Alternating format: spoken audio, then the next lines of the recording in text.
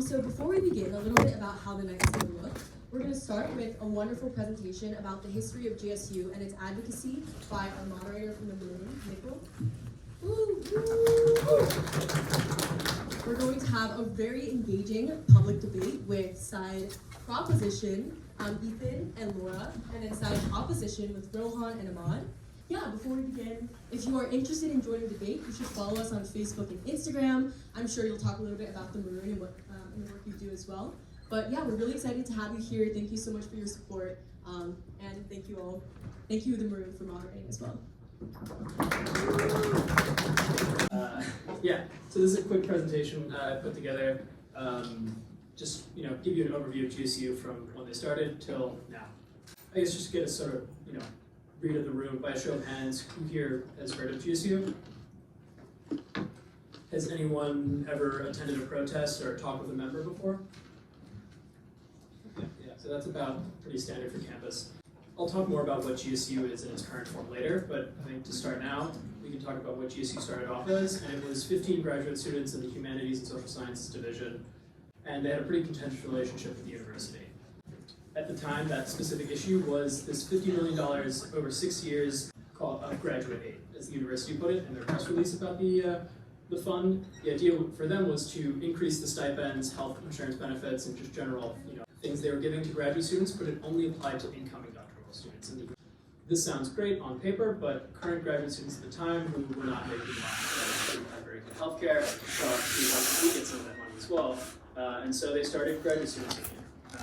GSU, at least at the early days, was, and still to some extent today, highly democratic. And so anyone who pays at the time $5 as a union due can join the undemocratic structure. This is something they like to focus on a lot.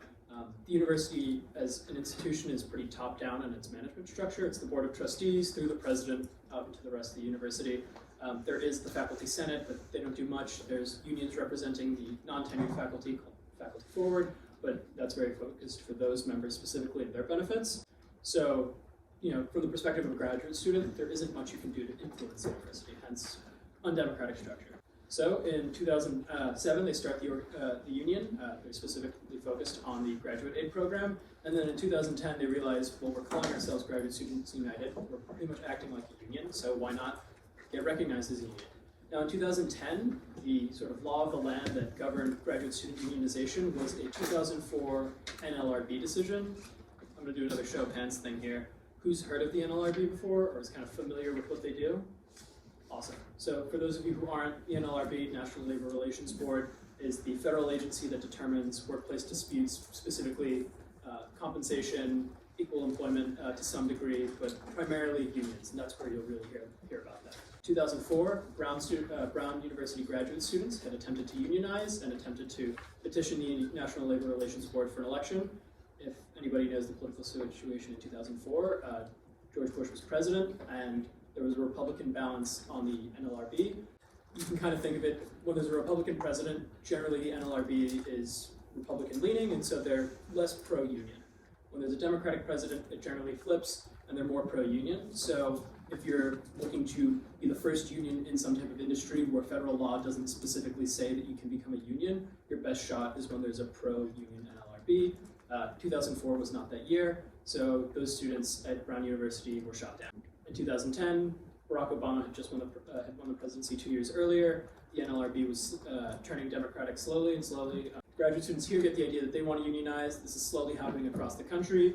And in 2015, NYU's graduate students become the first private college graduate students to form a union that's recognized by the university. NYU voluntarily recognized them. Then in 2016, Columbia graduate students win an NLRB case, essentially saying that graduate students at private universities can unionize and have the right to unionize. Federal law says that all employees are allowed to unionize, all full-time employees. And while that seems pretty unequivocal, to say, oh, if I'm an employee, I can unionize, you would think then graduate students are employees generally. They work as TAs, they work as research assistants. Can they be in a union? And the answer at the time was maybe, depending on how the NLRB is feeling, because pedagogical elements that are involved with the graduate education, and the reason you're employed is not fully because you're working, but also because you're learning. They aren't black and white defined under federal law on whether they can unionize. that leads to activism here on campus. A lot of students here say, if they can do it at Columbia, why can't we do it here, but worse. So we attempted to unionize, and because this is the University of Chicago, there are quite a lot of contrarian thinkers. The group called Stop and Think comes up, and they are essentially the anti-GSU of the time, and they are telling people to stop and think. And as you can see on a screenshot of their website, what is GSU? Why are they unionizing? How will unionization affect you? Do you want a union to represent you? They're asking a lot of questions. The general tone of the group, though, was they didn't want to unionize, which, at the end of the day, there were a decent amount of graduate students who didn't want to unionize at the time. But they didn't win. The NLRB decides to hold an election, consistent with the rulings that had existed at the time. 2016, this was happening now in 2017. The NLRB hadn't yet ruled to say that graduate students couldn't unionize, so by all rights they could. An election's held, 1,103 graduate students who vote in the election say yes, 479 say no. Obviously, it was pretty well decided that graduate students could unionize. And now you might be thinking, well, that's in 2017. Why did they just vote now? That's because the university is pretty smart and has pretty good lawyers. They realized, as pretty much everyone did at the time, that with a Republican president in the White House, a Democratic-leaning NLRB was not long for this earth. And so they decided to file suit. The university files with the National Labor Relations Board. NLRB switches to Republican lean, and that means that if any case concerning graduate student unionization makes it to the National Labor Relations Board, they would most likely overturn the precedent. And that's what Graduate Students United organizers thought would happen here in Chicago, so they withdrew their case for unionization. And a big reason for why this happened was because those graduate students that were able to win elections in time before the switch in the NLRB, namely Columbia, but a few other private college graduate student unions existed solely on the basis of that 2016 precedent. If that were overturned, a few thousand graduate students would lose their unions across the country, and so GSU decided they didn't want to take that risk, especially with the now more conservative NLRB. Their, at the time, national affiliate, the American Federal Teachers Union, did not believe that that was the right move, and so GSU and AFT split sometime after the 2017 vote. Now, if you ever see GSU coverage either in the Maroon or in other news sources, I don't know why you'd be going there, you'll see them as GSU-UE, United Electrical. That's their new national union affiliate. UE is the same group that has affiliated with MIT's Graduate Student Union, Northwestern's Graduate Student Union, and a few other ones across the country. Primarily, though, they're, as their name sounds, electrical workers. Not electricians, but people who deal with electricity. So obviously that means people who type on the computer, generally. So you can think of the union. Anyway, so 2021, they're pretty happy with their decision, but they still want to become a union, and so, for 2022, Graduate Students United formally begins the process. 2023 is when the formal, election happens here. We have a graduate students election. In the meantime, you would say, well, what did they do between 2017 and 2023? Graduate Students United kind of got focused, again, back to their roots on specific issues. So this is one example, the student services fee. People here generally know the student services fee. So for those who don't, it's about a few $100s a quarter that you have to pay to use the gyms and use the student services here. Graduate students, as employees, view it as a charge to work here. Essentially, it'd be like if you worked at McDonald's and McDonald's charged you $200 every year to be an employee. That's at least their opinion on that. And the university removed the student services fee starting autumn quarter of this academic year. Yeah, so sort of an example of graduate students organizing and doing things without a union to set up this debate on whether they should unionize or not. And now I'll sort of go off to the side and let the two teams here get to it. Thanks.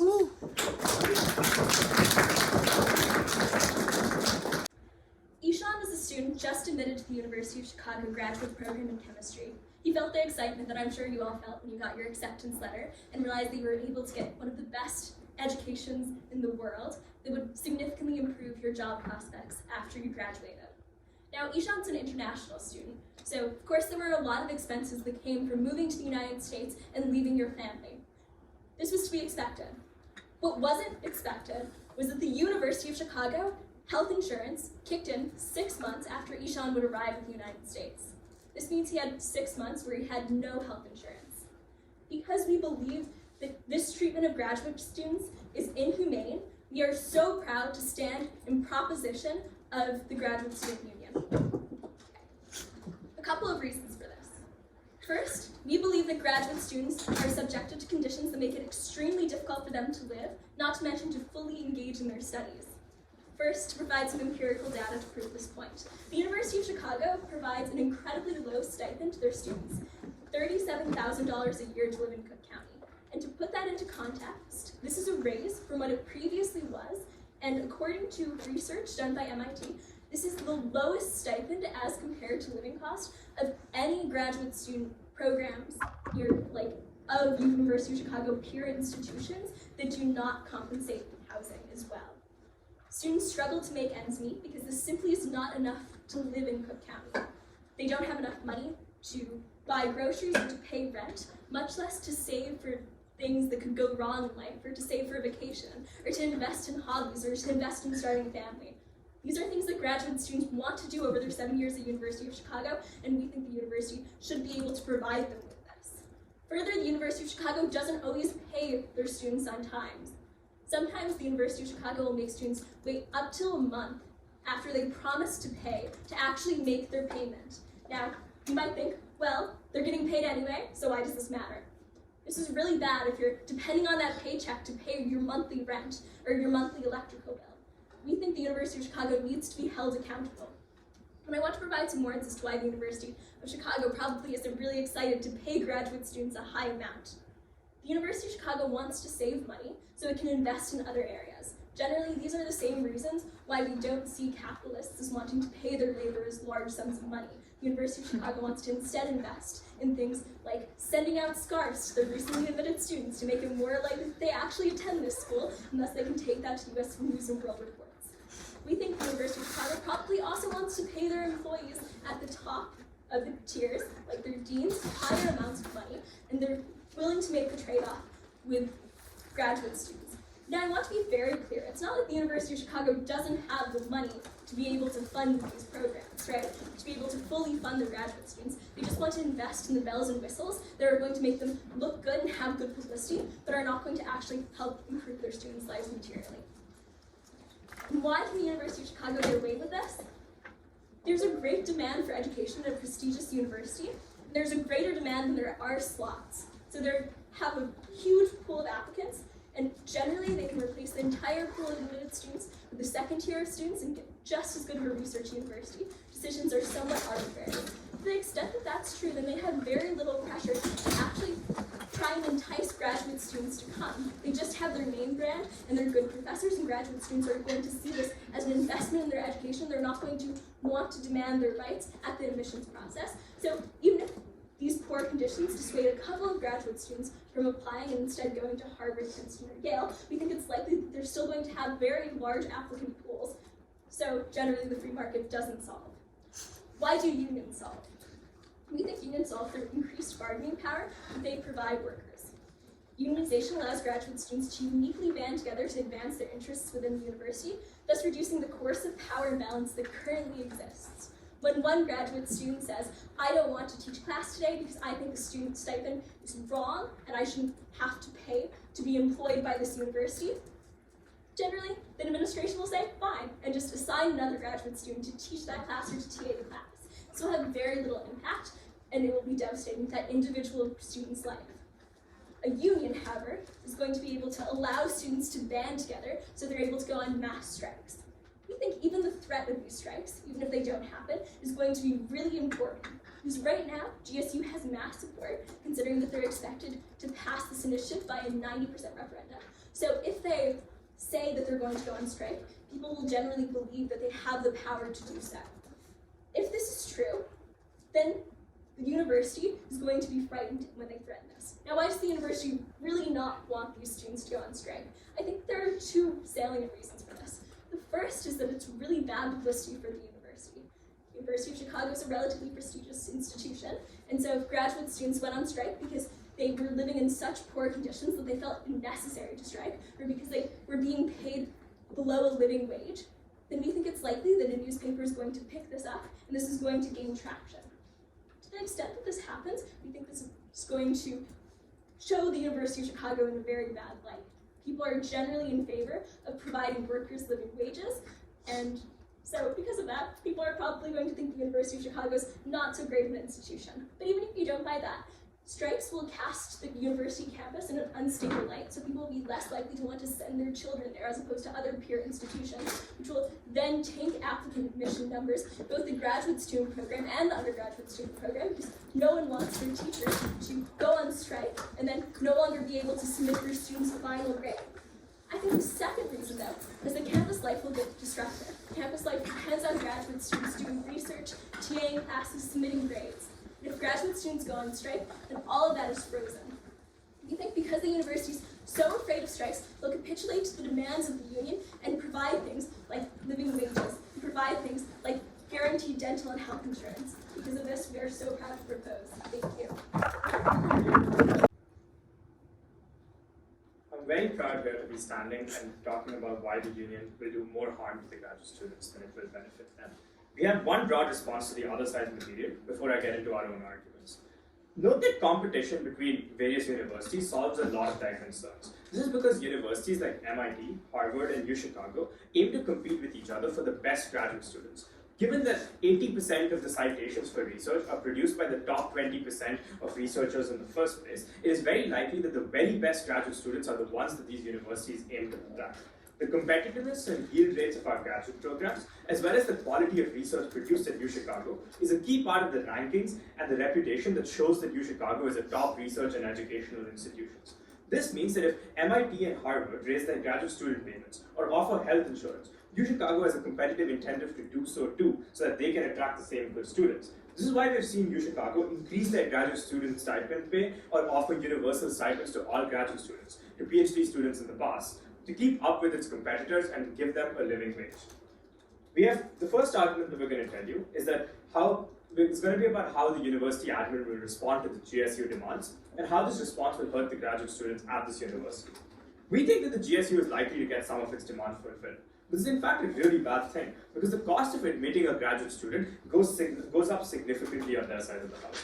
If it costs the university $37,000 a year to educate and admit a graduate student right now, the cost goes up to something like $40,000 to $45,000 on their side of the house. Where does this money come from?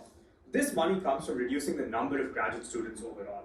Right now, if the university pays its students as little as possible, it can admit far more of them, and the cost of admitting the graduate student goes up, you admit far fewer, and graduate admissions become far more selective. Why is this really bad? I know it sucks not to have dental health insurance or have health insurance for a couple of months right now, but you know what sucks far more? Not being able to attend the University of Chicago in the first place. UChicago gives you a highly employable degree, which increases your lifetime earnings and your future prospects significantly, and more people having access to this is really, really valuable. Note that the union will never make trade-offs in favor of admitting new students instead of helping the current ones that are already here. This is because they are accountable to people who are already at the university and never to people who aren't, whereas the administration has a more complete picture of the whole situation. The second problem with increased selectivity is which students lose the opportunity to attend the university in the first place. The people who are able to be admitted under this higher selective criteria and are those who understand the ins and outs of academia and have had huge amounts of privilege in their lives. This looks like children of academics, people who went to private schools and elite colleges and have other forms of privilege that have accrued throughout their lifetimes. Admitting only such students deprives our graduate schools of much needed diversity and valuable perspectives that they have to offer. The last problem we have is with master's students and how they respond to this.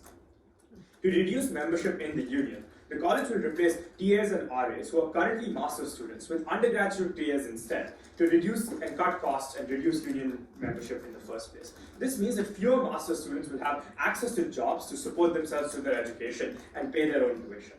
The second argument we have is about how unionization kills the professor-student relationship of mentorship and helping each other out. First, a bit of framing on why the professor-student relationship looks like right now. Professors play an important role in a student's graduate and postgraduate career. They have the ability to offer advice on their dissertation, research internships, and job offers. They can write letters of recommendation and serve as important networking nodes for finding jobs in academia or future positions after graduation. Notably, these are not things that professors have to do or are paid to do, but can choose to do for their students and do choose to do for their students in status quo. How does unionization impede this? Unionization damages this relationship by creating an antagonistic relationship between the professor and the student and creating a bureaucratic filter through which all the discourse is happening. Firstly, an antagonism. Note that this can happen explicitly in anti-union professors who just do not support the graduate student union in the first place, but it goes far more perversely in day-to-day interactions between students and professors.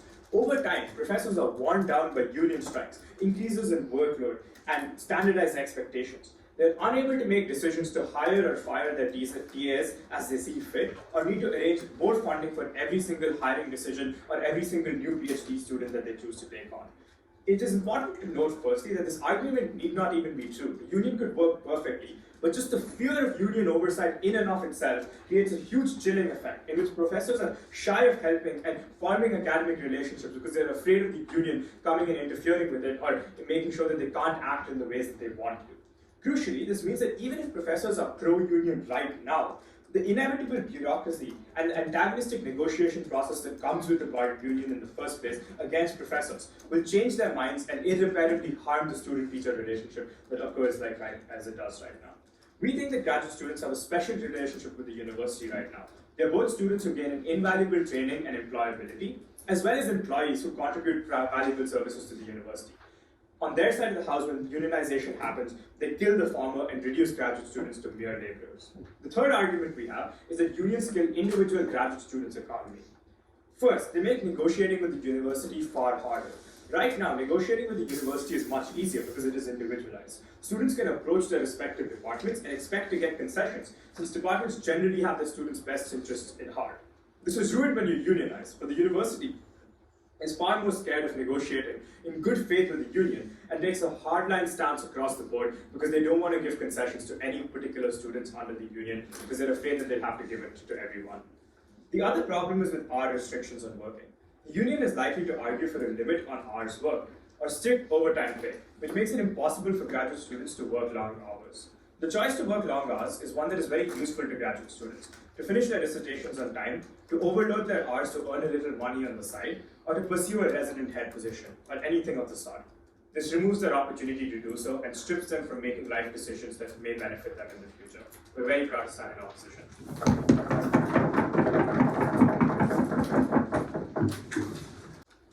This speech has 3 parts. First, I'll have a broad response to the opposition case. Next, I'll do some more detailed responses to the arguments that Rohan lays out. And finally, I'll defend our side of the case. The first broad response is that the fear-mongering that they lay out just isn't true because unionization has happened at other elite private universities, and yet we don't have the negative effects that they talk about. I.e., Nikhil just told you that Columbia, NYU, dozens of universities across the country have had unions for up to 6 or 7 years, and yet students at these universities are still able to, say, negotiate for their wages, still able to get letters of recommendation from their professors, still able to do the requisite amount of research, which we can see because it's not like there's been a mass exodus of grad students from Harvard, Yale, NYU, all the schools that have already unionized. We think that this functions as a huge, response to their case, insofar as it proves that the empirical, evidence they lay out just doesn't hold up in the real world.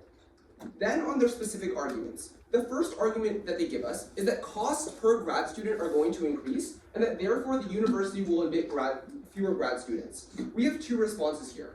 The first is what Laura already tells you, that the university just has a huge slush fund already and doesn't spend money efficiently, which means that when an additional funding demand is placed on the university, they're able to respond to it in an efficient manner. That is, instead of paying administrators like Olivisado's big bucks or doing a Bartlett renovation that nobody wants, they can actually give, say, grad students the dental insurance that they need.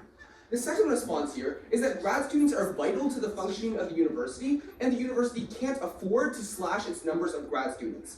There are 3 sub-reasons for this. The first is that grad students function as important vectors of research. That is, professors rely on grad students to, say, pipette in their biology lab or do data analysis on their econ data set. Secondly, that grad students function as TAs, doing the grading that help undergraduate classes function. And thirdly, that graduate students bolster the prestige of the university more broadly, because when you graduate from the university with a PhD and go on to do great things in academia or industry, you help make a bigger name for the university overall. For these reasons, UChicago is incredibly unlikely to cut the number of PhD students that it admits. If anything, it wants to admit more year after year. So even if there is an additional funding demand, they're likely to allocate the funding that is necessary here. The next thing they say under this argument is that only privileged students will be able to be admitted to the university once costs increase. Two responses. First, we think this is just already true, right? The vast majority of grad students are people who come from privilege, those who can both afford an undergraduate degree in the first place and then to go to graduate school afterwards and forgo the earnings that they might have had in, say, industry if they had chosen to enter a job instead of going to grad school. Secondly, we think this gets worse on their side of the house when you force people to go to grad school without things like dental insurance. Because the people who can afford to, say, pay for their own dental insurance or survive on $37,000 a year are those who have a trust fund from their parents waiting around to serve as backup. Whereas students who don't have trust fund or, say, institutional support in other ways are forced out of academia. On the argument about master students, they say that master students will get pushed out of TA positions and the undergrads will fill in instead. First, I just don't think this is super important, given that, I don't know, they have relatively similar amounts of knowledge. Like, undergrads and grad students take classes together, and it seems relatively similar that they might be able to TA the same classes. And that secondly, undergrads might even be better suited for these kinds of jobs, given that master students have moved on to bigger and better pursuits like writing their dissertation. They probably don't learn much from TA in a class of undergrads. Their second large argument is on the professor-student relationship. They say that professors provide benefits like networking and letters of recommendation, and that this relationship suffers once unions come in and sort of like intervene in this relationship. A couple of responses here. The first thing is just that faculty at the University of Chicago, a largely liberal institution, are largely in favor of unionization. In 2017, there was an open letter signed by over 100 faculty members directly in favor of GSU. Secondly, we would say that these professors just can't afford to antagonize their grad students because once they get a reputation as a terrible professor who hates all their PhDs, nobody's going to want to come work in their lab in the future, or the quality of PhD students that they get will be lower, so their own research will suffer when they have worse people working in their lab. And thirdly, we think it's probably good if the power of these professors to say hire and fire people willy-nilly is constrained. That is, maybe you just piss off your professor one day, and the next day you don't have a job and you're an international student, so you suddenly get deported. We think this is probably not something that we want to happen, and constraining the power of professors helps us, through the union, helps us make this less and less likely. The final argument that they have is that individual grad students are better suited to negotiate with departments. Two responses here. First, we just think that collective bargaining power is better. This is the warrant that Laura gave you, because when an individual grad student goes up and says, hey, I want better conditions, they don't have bargaining power in that relationship, whereas when you go on strike, the university can't afford to, say, have workers go on strike, so they need to concede. Secondly here, we just think there's a lack of information about how this negotiation process works. I.e., if you just came out of undergrad and you've never worked a real job before, you probably don't know how to negotiate with a salary or what that conversation even looks like. But when you have trained union organizers, right, people who have been doing this for decades, for whom negotiating is their entire career, you're likely to get a better deal just because they have more experience and knowledge about how negotiating a contract works. Moving to the other side and defending some of our arguments, their main response is that top universities create competition, so the University of Chicago will respond to that competition and make things better for grad students. The first response here is just that this is empirically true right now, insofar as we aren't giving students dental insurance. I think competition is not solving for the things that graduate students want. And secondly, that the underlying reason for this is that the demand for top-tier universities, the demand to say study at these top-tier universities far exceeds the supply of spots. That is, this competition is largely a monopoly for, say, the MITs, UChicago's, Harvards, which means that they can mistreat their workers and give them worse working conditions than they could in an actual free market. That means that we need a union to come in and break those barriers and correct for the free market imbalances. For those reasons, we're proud to propose.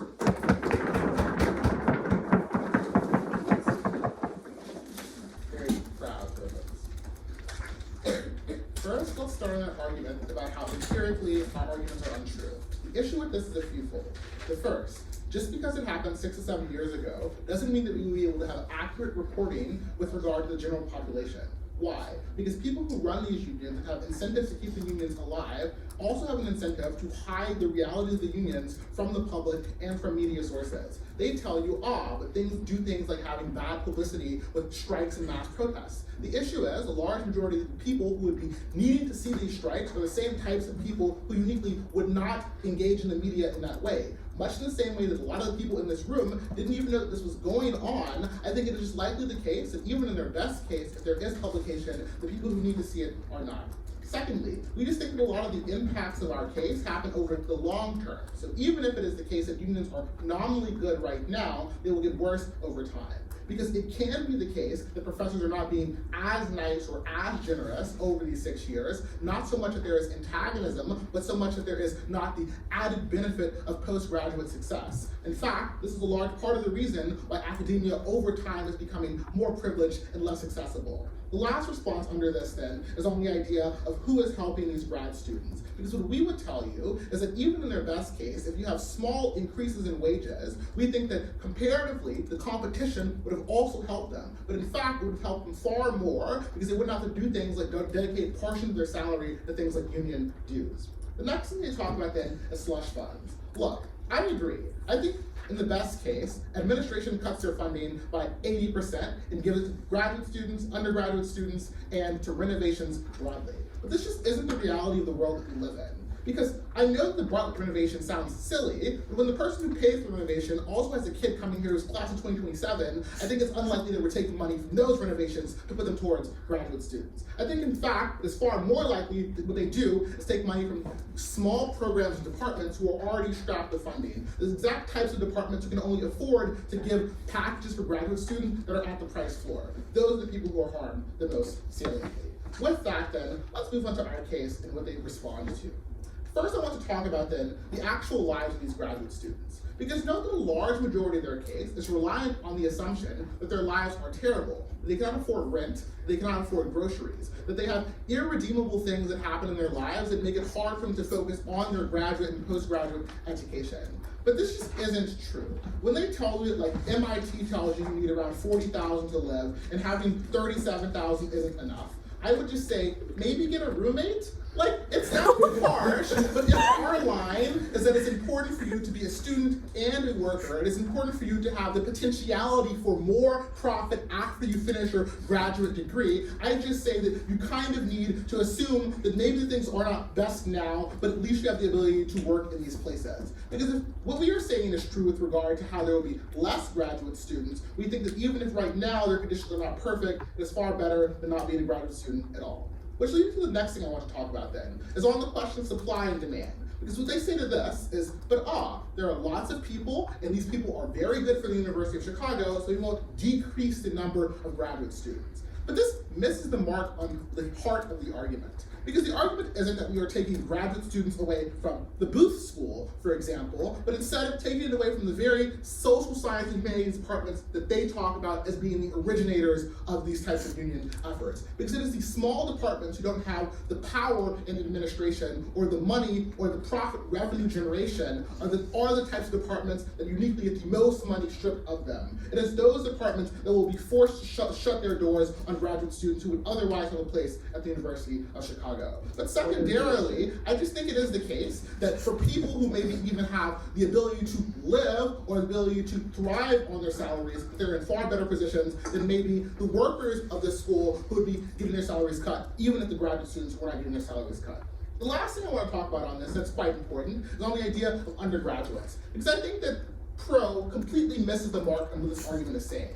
They say, yeah, fourth years can probably teach the class at the same level as the graduate student. But note very critically here that the undergraduates are not the ones who would be needing a graduate education or needing the packages that come from that education. Because if it's a direct trade-off between graduate students adjuncting a class or TA and undergraduates, it means that the graduate student is now no longer needed. And it also means that undergraduate can still do all the positive things that they tell you as being necessarily coming from the graduate student, which gives us an additional reason why these graduate students would not be needed.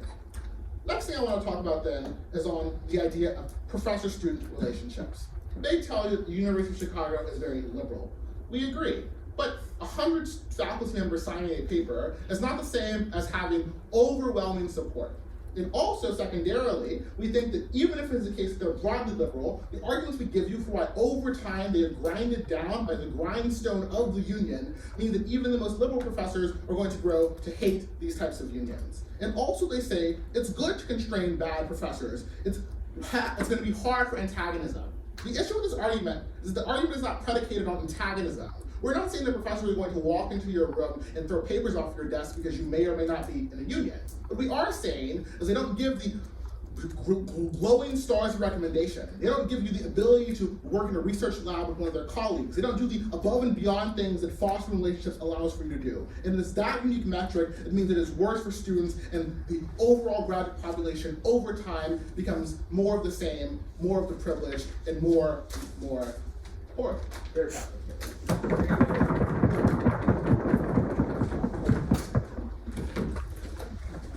Generally for the prop, if what the op says about how like only 20% of graduate students make all of the research and do all of the things that make the university money and so on is true, why won't they cut, the first percentile or the third percentile if they only care about the 80th and up?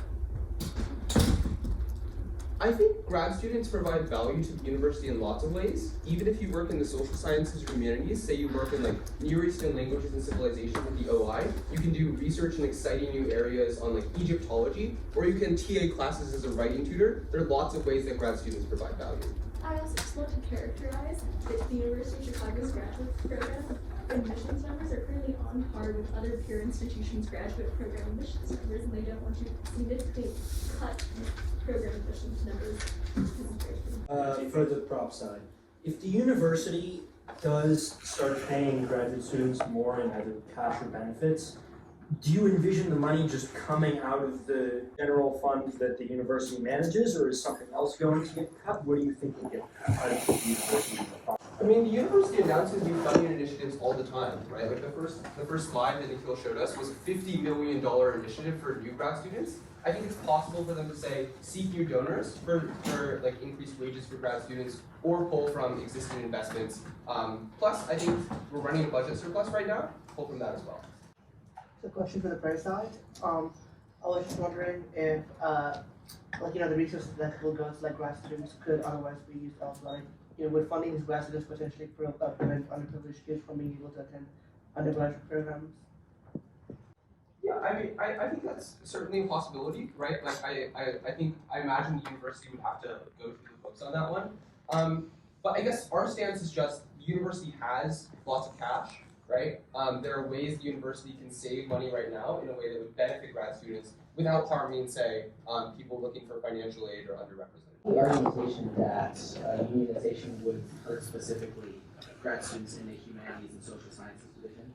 Why do you think if, say, the university needs to cut $10 million, why do you think they would cut that $10 million specifically from those smaller organizations as opposed to?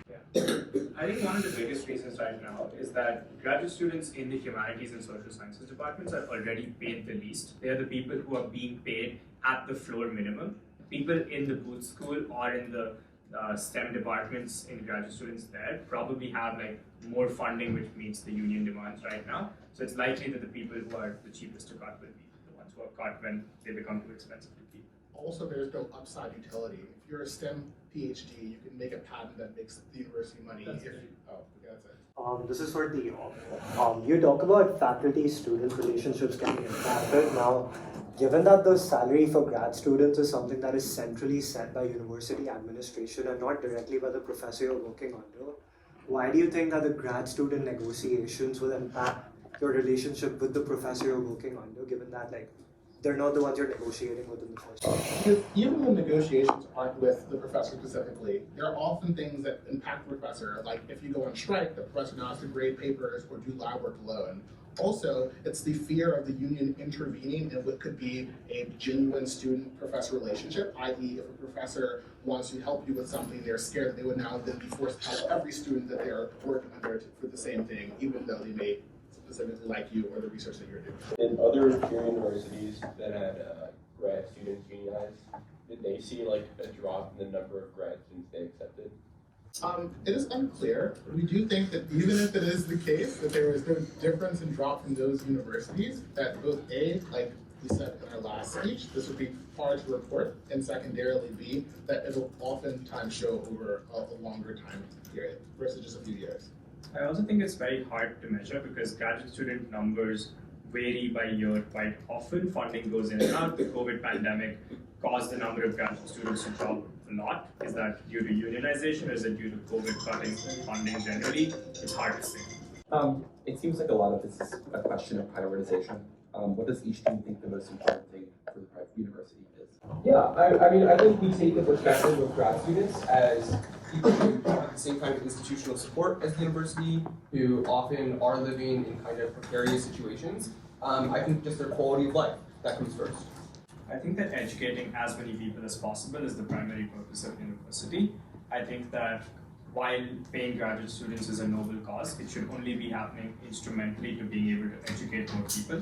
Being able to go to a top-tier university like UChicago can change your life for the better in ways that are hard to describe and hard to put a numerical value on. We think getting more people the access to this is the most important good that a university can give. Also, 37 is lower than 40, but 0 is lower than 37. How would you respond to the argument that grad students should just get a roommate? We can respond to that by saying, yes, you can say, just don't get sick if you don't have health care, but when you inevitably get sick or when inevitably something happens where you have to, again, dip into your savings and you have none, this is probably going to be really bad for you or significantly decrease your quality of life. I don't think you can just say, just get a roommate and solve it. To build off the previous question, roommates are not illnesses. Like you can just go on just about any internet. Like there are several ways in which you can just find roommates, and it's completely. Is this question about roommates or something like that? Building off the previous question, how why don't you just find a roommate? Like it's a lot easier to find a roommate than to not get sick. It's also a lot more consistent. Is the concern is there any difference? Do you see any difference in that? I mean, I'm looking for housing right now. I think a lot of grad students already have roommates, at least by Facebook group metrics. I'd also say just look around. Grad students are not driving Bugattis right now, right? I think the average quality of life for a grad student is just not luxurious. There probably aren't a lot of places where a grad student can make cuts. And comparatively, university is living a pretty lavish lifestyle, and I think they can afford to lose a chunk of change. So if market competition means that the University of Chicago will eventually catch up to other universities because it's competing for graduate students, why has the university historically lagged behind in living conditions and stipends compared to other unionized universities? So two things. One, they are increasing salaries and additional benefits over time. Second, on the question of lag, I think you could also comparatively look to the amount of research they put out. If they lag behind in research, they also probably lag behind in their ability to compete at the highest levels of research. So I think the lag, in fact, proves the fact that they should compete harder and are trying to do. I think the other thing is that it's also not true that they lag that much. In STEM degrees, for example, they often pay more. And secondly, the cost of living in Chicago is higher than the places which we compete with often, which makes it tougher for us to compete. I think that was the one last one. We'll go on to, sorry, if there'll be more opportunities to ask questions afterwards, but we're going to go on to the rebuttals now. So, just to give you a quick overview of how this speech is going to go, I'm going to respond to some of the wonderful points coming out of the mock speech, then I'm going to talk about summary of the round and why we still are so proud to stand in the proposition.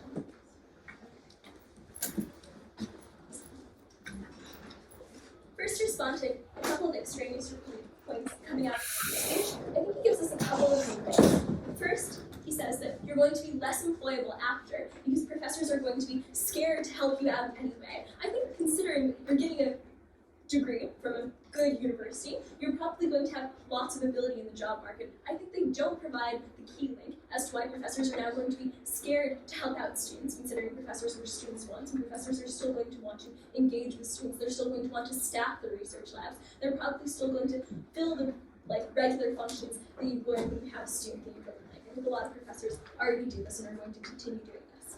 Second, they say, oh, this is going to just from small graduate programs. I think Ethan answers this really well in a question. It's really useful for the university to have small graduate programs to the extent this makes them look like they're having unique and interesting research that they can talk about in admissions pamphlets or that they can then present to other universities to say that they're discovering something really new and innovative in a field that they don't have a lot of competition in. I think this is something that the university sees as valuable, and again, it's unclear why the university is going to want to cut funding from this than opposed to cutting funding from like the new Bartlett renovation, or again, the SCARF program. I mean, maybe Bartlett is something you want to have for a bunch of new 2026 students coming in. It's unclear why SCARFs are. Okay. I think the next thing that I want to respond to from Ahmad's speech is this idea that, oh, grad students really don't have it that bad. Let's just get a roommate. Okay. First of all, I think it's important to characterize that this isn't just grad students complaining because they can't get a cup of coffee every day. This is grad students complaining because they can barely make rent with their roommates that they have, and they can barely get money for groceries, and even when they can budget enough to make sure that they're getting money for groceries and for rent, they can't be sure that that money is going to come on time, to the extent the university has no mechanism to make sure that people actually deliver payment on time. I think that these aren't things that you can just laugh away like, ha ha, maybe you can pay rent next month, but the university forgot to pay us this month, so sorry, we can't do it. University students also often don't have dental insurance or have lax healthcare. Again, I think the sickness example is really useful here. You can't just say, it's nice to say, just don't get sick, but it's really hard when you actually get sick when you have an unexpected accident. You think that it's bad for graduate students to live precarious lives, and you think that it generally is going to impact both their quality of study and their quality of lifestyle. Okay. I want to characterize what the most important thing in this debate is, and I think that's the quality of life of graduate students. Why is this? I think a lot of their arguments are dependent on actually being able to engage in your education. To the extent that a degree is valuable only if you're able to engage in the education and develop the research skills that are going to make you produce valuable research in the long run, I think it's important that graduate students get the most from their degree. I think that's better than admitting more graduate students that are all very stressed all the time because they live in precarious situations, and then them going on and not being able to use what they learned because they weren't able to learn it to their fullest extent. I think it's not just maximization. This is why we don't admit, 100,000 graduate students and give them each $1, because we're giving out more degrees. I think this degree is useful to the extent that we're actually able to allow graduate students to engage in education. Okay, thus we're very proud to propose. And I think the impacts that they're going to go on, that they give you, are ultimately not proven to be true. I think the one that they talk about most is this idea that admissions are going to become lower. First of all, I think that there are just a lot of incentives for the university not to lower graduate student admissions, because graduate students are the ones that are producing the innovative research that they need to be able to go to their peer institutions and say that they're competitive. Graduate students are the ones who are helping out tenured professors who want to have a certain number of graduate students employed in their lab to actually produce the research that they came to the University of Chicago for. Professors need graduate students and come to the University of Chicago because they have high-quality graduate students. The university just doesn't want to cut all of these. I think when that's true, the university is going to continue to accept a similar amount of graduate students, or if it's slightly fewer, graduate students will have better lives. I also just think it's empirically true. There hasn't been a significant drop-off, or they haven't shown a significant drop-off, in the multiple graduate organizations that have unionized at this point, considering that graduate schools have been unionizing for the past 5 years, and most peer institutions at the University of Chicago. But I think the second thing that they might go for is that unionization kills the professor-student relationship. I just don't think this is true, considering that the professor-student relationship is built off of a social connection that a student forms with the professor, and then the professor likes them and wants to help them advance in their career. Considering that's why a lot of people became professors, a lot of professors build these very close relationships with students. It's unclear why they're going to be mad at the union writ large and take it out on the individual student. I also just don't think that the professor is going to know whether or not the student's a part of the union, considering the GSU website says that the union membership is completely confidential, so it's unclear if we don't have union membership for all students, why the professor would know in the first place. I think we take this debate, and we're proud to propose, off the argument that we are able to increase the quality of life of graduate students, able to stop them living from paycheck to paycheck, able to allow them to invest in savings and start families well in graduate school, making graduate school more accessible to people who want to be able to pursue other things while they get their degree in 7 years, and making sure that graduate students are taken care of in the unfortunate events, if unfortunate events happen. For all those reasons, so proud to propose.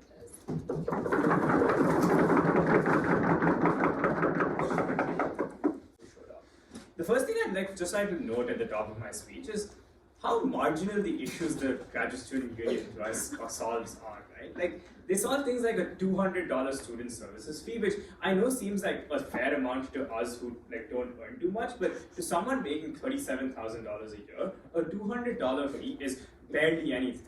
Compare that to the massive benefit that you get from being able to attend the University of Chicago in the first place, to getting huge amounts of letters of recommendation and benefits and academic mentorship that helps you further on in your career, to access the job market, not as someone who went to the University of Chicago and holds an MA or a PhD from this university. I think those benefits, that the quality of life improvement you get from going to these places far outweighs the slight concerns you have right now of having to pay a $200 service fee or having to not have dental insurance for a little while. We think all of these are fine.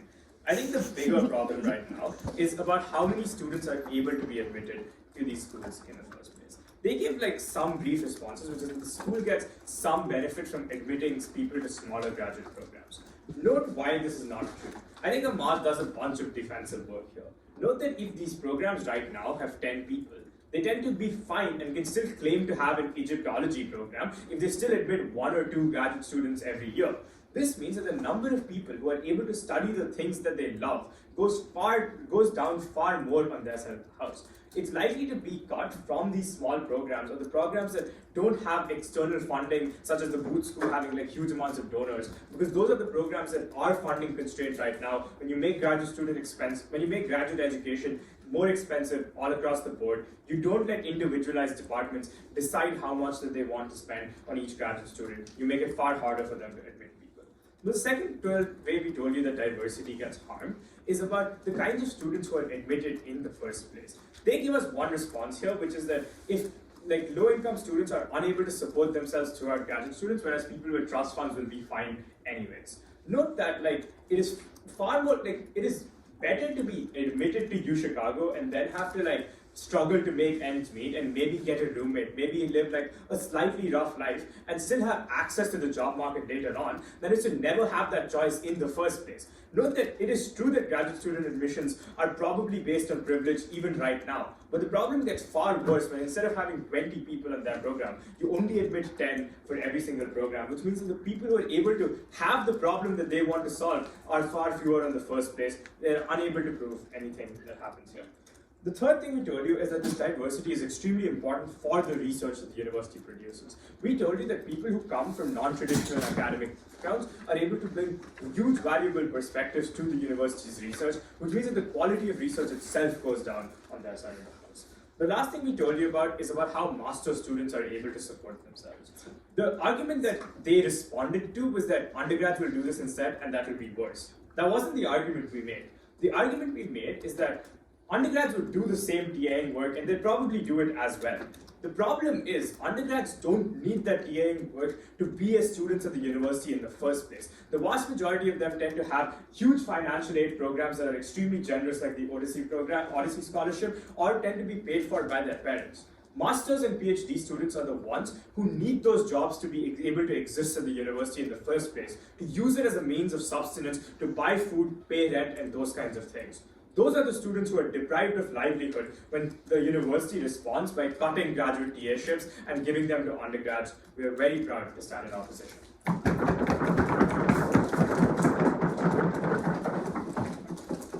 And yeah, with that, Laura, do you want to talk a little bit about the team and what we do? Yeah, sure. So, for anyone who's not a member of CDS, we're Chicago's only competitive debate society. We meet in Cobb on Wednesday and Thursday at 6 p.m. If you're interested in learning more about us or joining our list host, come see me after this event finishes up. Follow us on Instagram. Yes, follow us on Instagram. We have a lot of funny things. We tried to make GSU-shaped cookies, but it didn't really work